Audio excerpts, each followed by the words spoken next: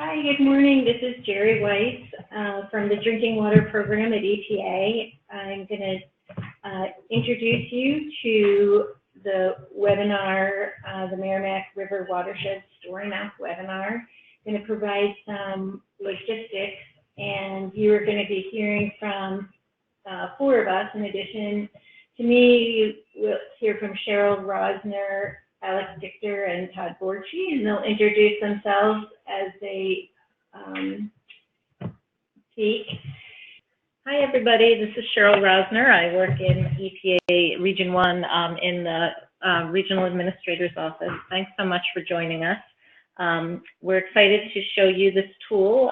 We're providing an overview of a tool called the Merrimack River Watershed Story Map. And this tool provides curated information and data sets that can be displayed visually through maps. And it really does tell an environmental and public health story in a lot of different configurations based on the data that's loaded into the slides. We created this map, this tool for all watershed stakeholders, and we really hope that you are able to use it to your advantage. So the story map, the overview of this webinar is that you're going to have some navigation and a demo, and we're going to go through some scenarios and look at some custom features of the story map. Next slide. So why did we pick the Merrimack Watershed to build this tool? Well, as most of you know, if you're on this, you are an interested stakeholder for the Merrimack. The Merrimack is one of the most impaired but important watersheds in New England, serving over 200 communities and 2.6 million people for recreation. And very importantly, 550,000 drinking people take their drinking water from the Merrimack as their source water. It's also home to many sensitive species, and it's really an iconic waterway for New England. So we really wanted to build this tool so that everybody can use it and look at ways that we can work together to protect the watershed. So the tool is really telling different stories, and these are stories that we were really responding to information that stakeholders have been asking us about for years. This combined source overflows is on everybody's mind, something that we see a lot of, and so you will be able to see the location of CSOs and get information about them on the story map. We will also show you location of wastewater treatment plants and also the size of those treatment plants. Another story that you'll see on this map is about the location of communities that use the Merrimack for their drinking water.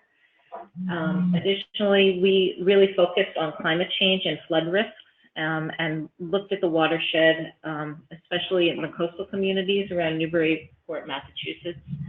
You'll see that we integrated storm scenarios and how the severity of storms and storm surge is predicted to impact communities in the watershed.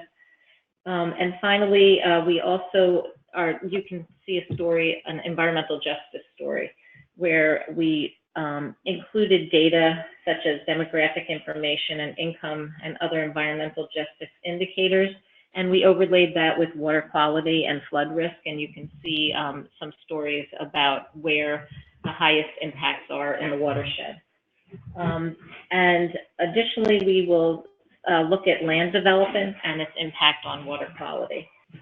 Hi, everyone. So my name is Alex Dichter. I'm the GIS coordinator here at EPA Region 1. And so I'm going to tell you a little bit more about what a story map is and how to navigate it. So a story map is a web mapping application that lets you combine maps with text, images, and multimedia content to engage your audience. This type of story map is called a map series, and it says it right in the URL. This story map has 7 sections on the left-hand side here, and as you click on the titles, the image on the right will change. Sections 2 through 6 include interactive maps, and very importantly, you want to make sure to use the scroll bar within a section to view additional images or text And in some cases, we even have links to other mapping tools. So make sure to scroll up and down to see additional information. Each of the mapping tools have sort of a standard setup with a legend, layer list, base map gallery, print widget, and they all default with the legend open. So now I'm going to turn it over to Todd Borchi to talk a little bit more about the watershed overview. Sure, this is Todd Borchi. I work in the Water Enforcement Office here at EPA. So as Alex and Cheryl and Jerry, everybody was saying, you know, we've been receiving a lot of questions, and the beauty of a story map is that you can put a number of pieces of information together that might not be otherwise easily found, and then also make it interactive. And so one of the first questions that we had been receiving a number of times from a number of people over the years was, how many wastewater treatment plants are there in the Merrimack watershed? How many people are drinking water? Where are the CSO communities? Where are the CSOs? And so on this map, you can see all of that information put in one place. We have the watershed boundary in orange. The pink outlined communities are the communities with combined sewer overflows. The blue outlined communities are those communities that take their drinking water from the Merrimack. And in each one, you can click on it and it gives you the name. If there's a question, they're labeled.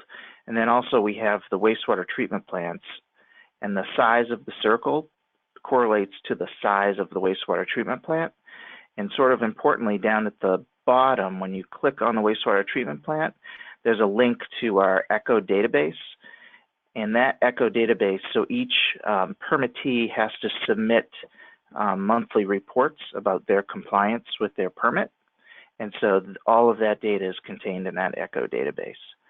And so again, all in one place, we're putting all of the information because when one person asks for it, it's great, but we want this to be transparent and all of the public to have access to all of this information and to have it all in one place.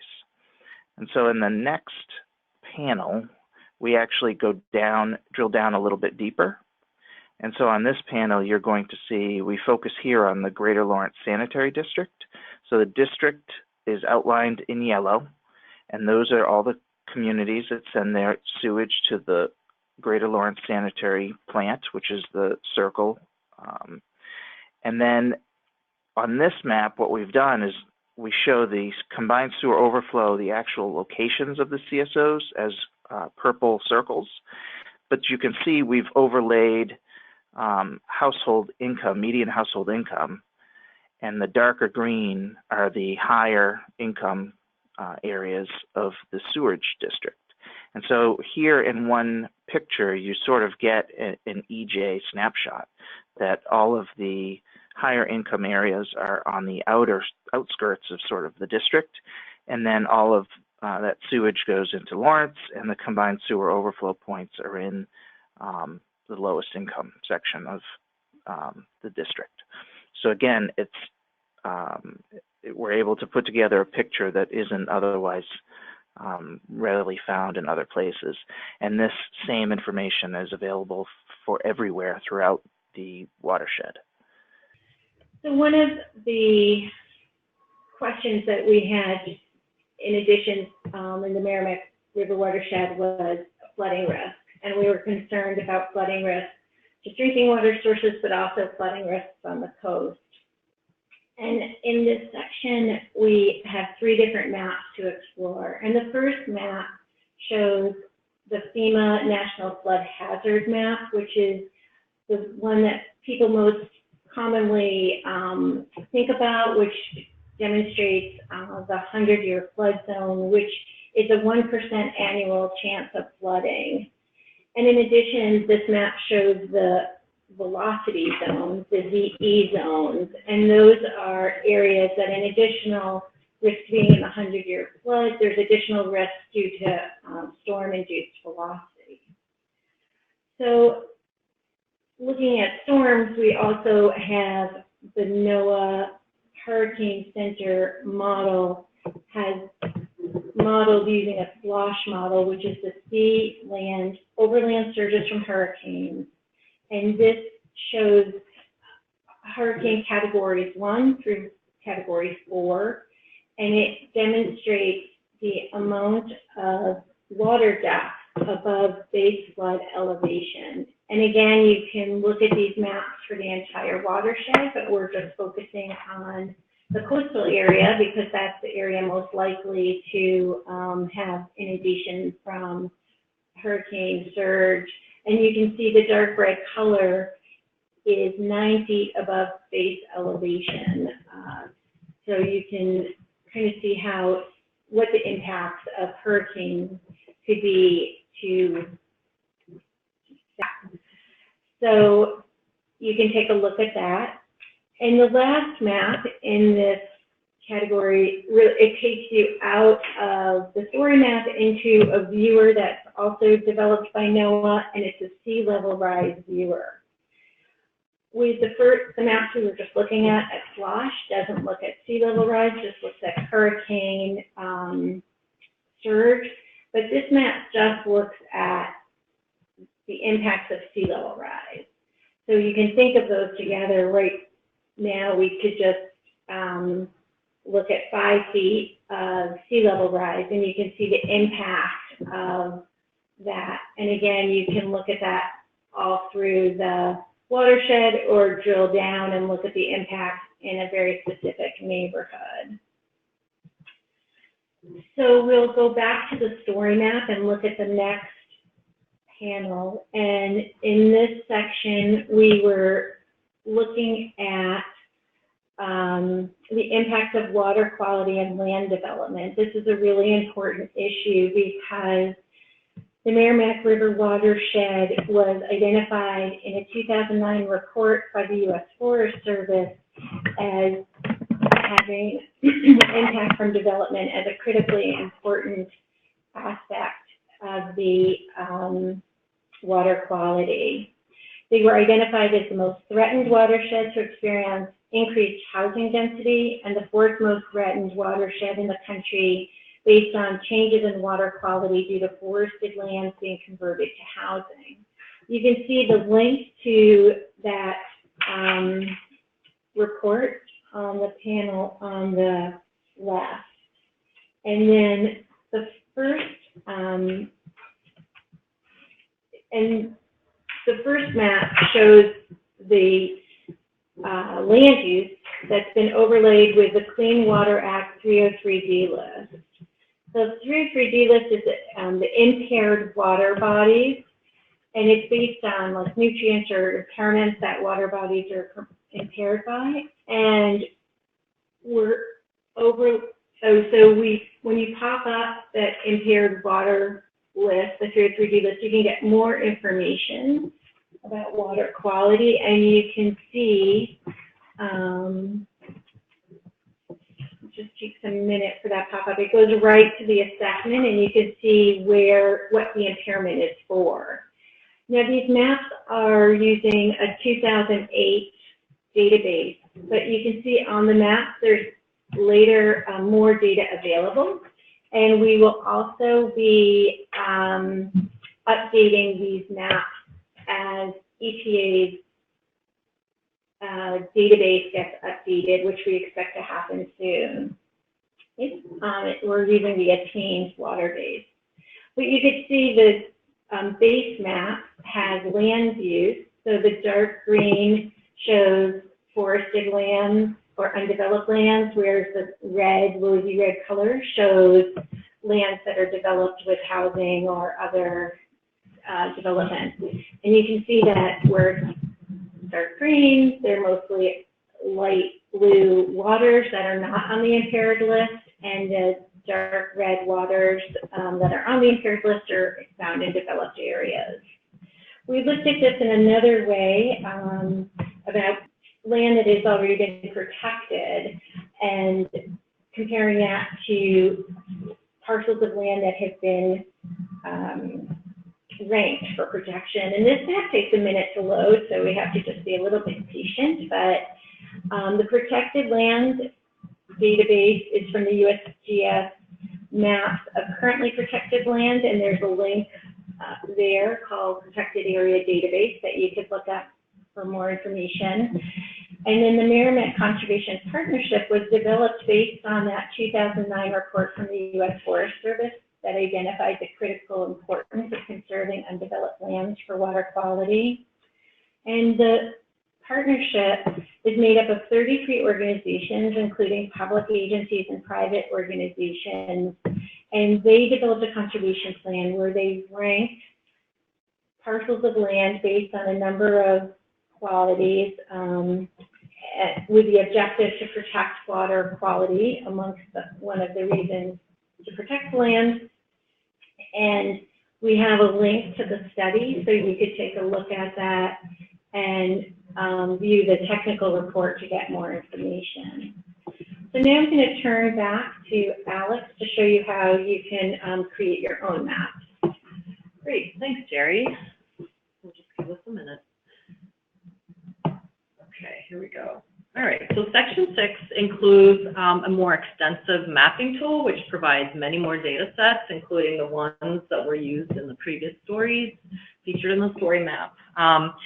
If you click on the hyperlinked text right here, under the description here, it will open this tool in a separate window, which might be useful if you want a little more real estate on the page. The other thing you can do is that you can click on the arrow here to hide the layer list. But I'm going to actually keep it open for today's demo. On the top right here, we included a few extra tools, and from right to left, including we have a base map gallery, and they're all pretty intuitive. You just click on them, and in this case, just pick a different base map if you want it. There's an add data button that I'll go over a little bit more later, a print widget, measure tool, the layer list that will only show those layers that are checked on. And there's a drainage area delineation tool, a downstream, upstream search tool, and I'll show you where you can get more information about those in a little bit. So as I mentioned, a subset of layers have been checked on by default, but many more can be turned on. So the other thing you want to be aware of is that you want to click on the little arrow here to open the layer a little further. And in some cases, I've only checked on a few because if we had all of them checked on, it would be just completely overwhelming. So if you want to look at other things, you just check on the first checkbox and then the second one.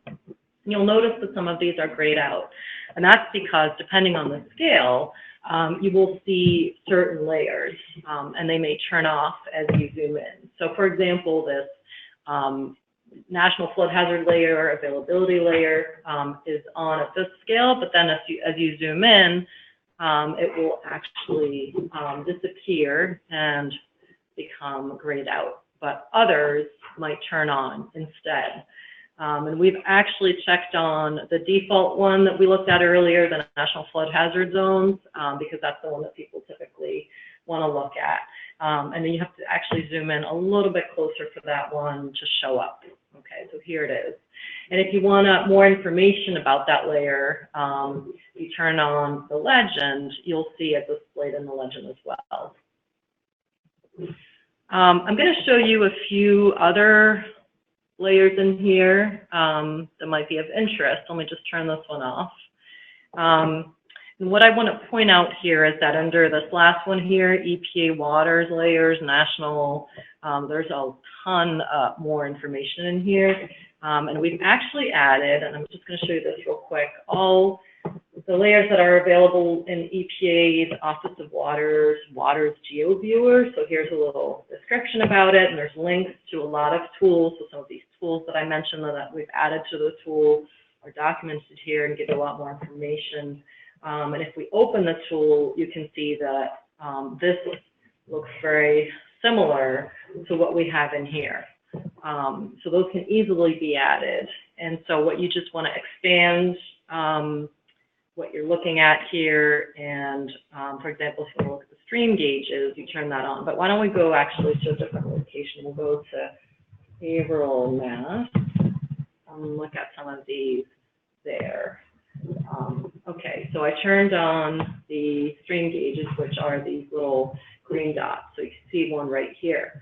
So if you click on that, you'll get a little bit more information about the stream gauge, and there's even a URL that brings you to the web page for that stream gauge with a ton more information on stability statistics, etc. Some other data sets that I wanted to point out, like for example, if you, let's say you just want to look at all the streams in the watershed, and let's say look at flow direction. So these can just very easily be turned on and off right in the tool. To highlight just a couple more, under this EPA linked data, you'll notice some of these layers we looked at earlier, including here, there's a water monitoring one that's pretty good. Those are those little green triangles. So for example, if you click on this, it opens a pop-up, and there's a URL here that links you to the water quality portal, which is a cooperative service sponsored by USGS, EPA, and the National Water Quality Monitoring Council, and it integrates publicly available water quality data from various databases. And it explains here how you can basically download the data right from the site. And in the next iteration, we'll have a more direct link to download, and we're going to be refreshing a lot of these services when they become available. And as Jerry mentioned, the Attains database is being updated. But there is a way that you can add your own data, and so this is really handy if you know of a more a better data set that you want to look at. You can basically add your own file, and it shows you here the types of files that are available. You can search for data on ArcGIS Online, if you're familiar with that. Or if you're a little bit more advanced and know the URL of your ArcGIS server web service, you can basically just pop it right in. So you can go to, let's say, that page and just copy the URL and then go right in here, paste it in, and then add it to the map. It's pretty immediate. So you can close that, and then if you want to see what that looks like in the legend, it adds it right to the legend. So here's how you can add your own data. Okay, the next thing I'm just going to show you here real quick is this last section right here that basically just points you back to the EPA's website, revised Merrimack River webpage, and then there's a link to more contact information. So I'm just going to click on that so we can open it, and then go back to the slides to show you the contact information. Great, thank you. So thanks, Alex, Cheryl, and Todd. We also have Kyra Jacobs and Elise Simons here, who are part of the Merrimack team. There's another question about for whose use and what purposes has the story map been developed, and I'll turn that over to Cheryl. So we really developed this for any stakeholders, people who care about the watershed, whether they're nonprofit organizations, state, federal. We just thought, given the vast size of the watershed, and there's so many different groups and interests working independently, that a map can really be used to bring people together and see all different challenges and attributes within the watershed more holistically. So it's really for everybody's use. The next question is, what would the process be to adapt this tool for another watershed and incorporate MS4 data as it becomes available? So that's essentially a resource question for EPA. A lot of resources went into developing this story map for this watershed, and we pinpointed this watershed because of the importance it serves in New England. We, of course, would like to provide these types of tools for other watersheds as well, and we hope to do that. I would say, though, a lot of these data sets that we're referencing are national. I mean, we added some of our own, we create, the CSOs, et cetera, but a lot of them are available nationally. Right, so, I mean, you can consult, you can use the tool to look at a lot of things.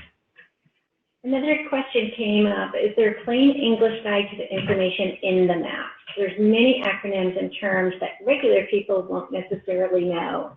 I think that's so true, and we've tried our best to make some of them more understandable to the general public, but I'm sure that we did not do a good enough job on that. And this is a work in progress, so if there are areas where you think we could do better, please let us know. You know, get in touch with me specifically. I'd love to talk about that, because that's something I really like to think about and would like to do a better job. And again, we are able here to make this story map better to serve more people. The next question is, there nitrogen and phosphorus data available for the Merrimack? There is data available, and we're looking at how and where we can get it attached to the story map. So again, as Jerry had said before, some of the data has to go through a quality assurance process. And so then once we get the final data, we'll try and figure out where to place it and how to connect it to the map. So, and right now, the largest sources of data, the Army Corps of Engineers has done 3-phased large study on the Merrimack. And also EPA has been collecting some data over the past couple of years, and we continue to do that. I know they were just putting out instruments last week. So again, this is sort of a work in progress. If that's information that you're interested in, please let us know, and we'll look into it to see how we can get it out there. But it is our intent to make this tool as up-to-date and useful as possible. So. Thanks, Todd. There's another question about how are we coordinating with the Merrimack Valley Planning Commission? So the genesis of this story map, several years ago, some of you may be familiar with EPA's initiative called Making a Visible Difference in Communities in Lawrence.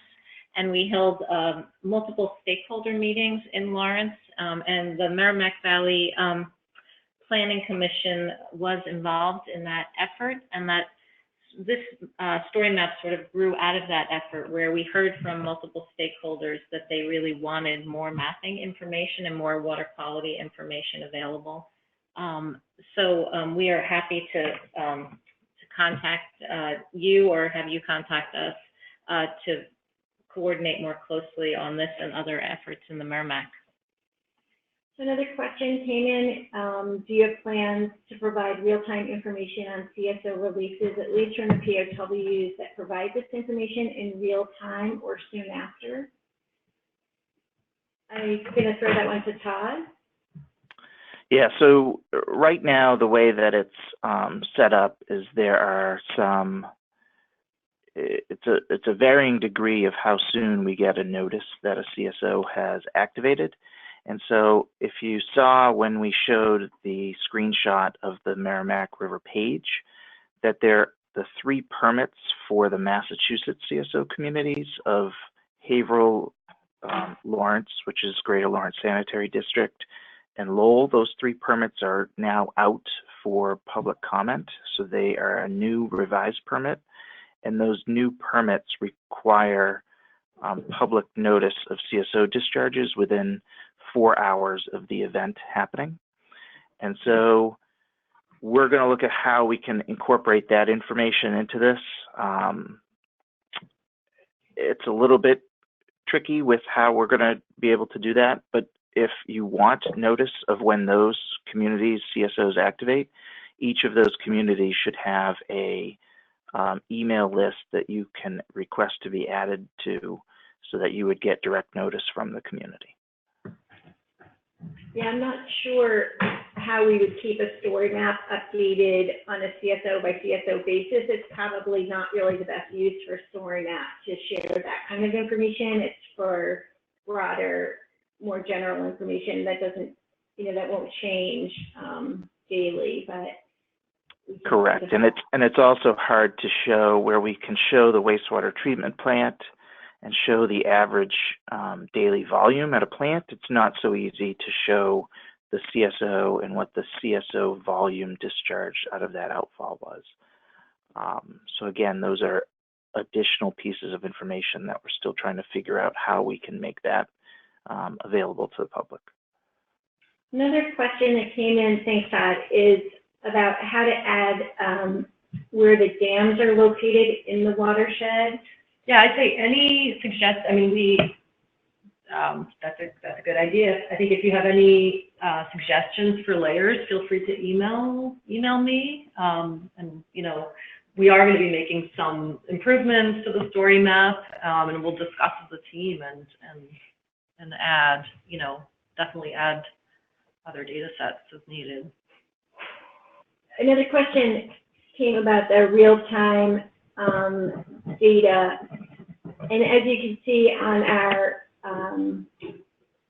web page, we were collecting some real-time data from the Merrimack at Andover and Lawrence, and then those stations shut down last winter, and we're going to be adding back the Lawrence station for this summer. That should happen pretty soon, so you will get to see that data there, and you can look at the water quality data on the web page. So we're not going to put it in the story map because, again, it's you know, just like one point of data. It's not across the whole watershed, but it is available on the web page. A question about the Army Corps Phase 3 data. Is that publicly available yet? I'm not sure if it's available. I know that they are putting out their final report at the end of this calendar year, I believe. So I believe it'll be made available at that time. Okay. And we can try to follow up if we have a contact with the person who asked that question. We can send you a contact to check about that. The next question is EPA has CSO data for Manchester that's updated more often in the plant's annual report.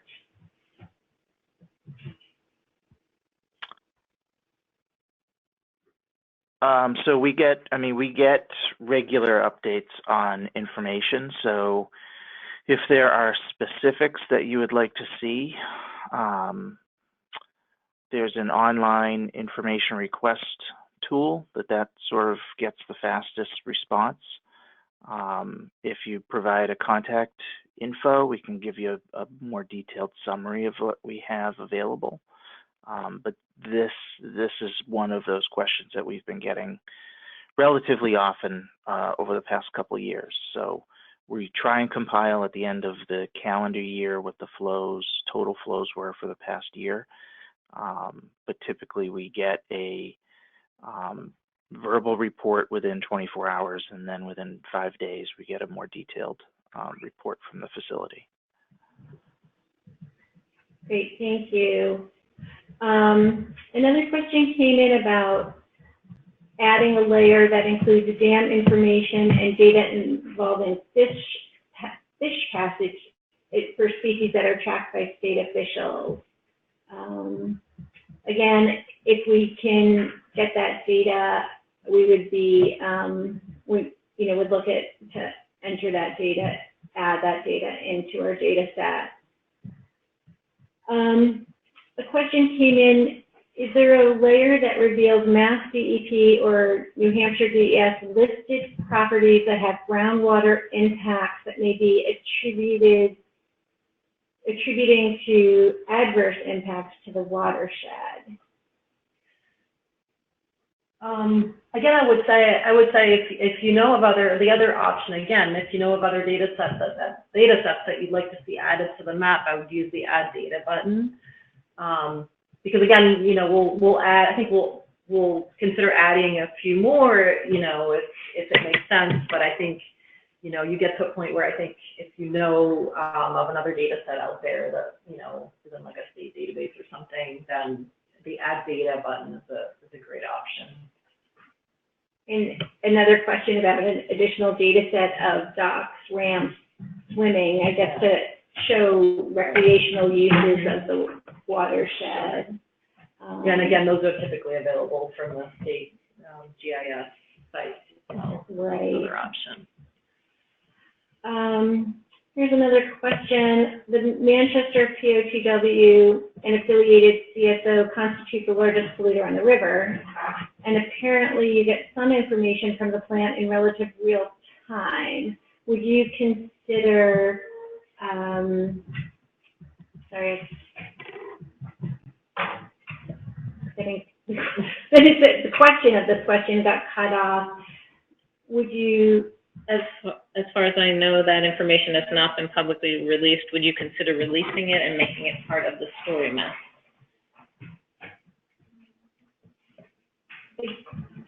Jan, I don't think we would be putting in DSO data into the story map. I think it's kind of the same question that was asked before. I think you're right, Jerry. I don't think it's possible for us to continually update some of these pieces with very specific facility information. So again, if that's information that somebody would like to see, either contacting the facility, and I know that some of the Merrimack River Watershed Council folks had been in contact and were getting up-to-date information from the facility directly, or you can use the request information button through the EPA website and put in a formal request that we can respond to with whatever we have available. If there is something we can do, like adding a link to another, web page or something, there's simple things like that that we could do, absolutely. But another question is, does adding those data sets make them available for other people looking at the story map? So if somebody adds a data set in, can other people see it? no, it's your own sort of session as you play with the map and add your own data. It's available during sort of the time that you're exploring the map, but not for others. Another question asked if the map shows licensed outflow pipes for commercial facilities.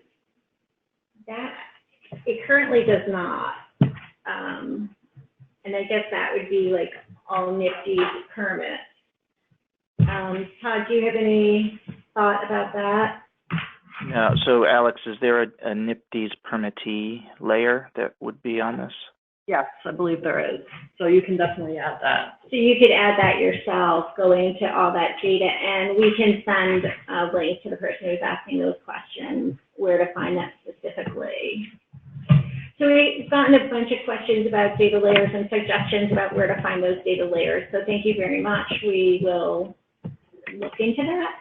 And but if there are any other questions, give it a little bit of time. Thank you for compliments that we've received as well. But with that, I think we'll end the webinar now.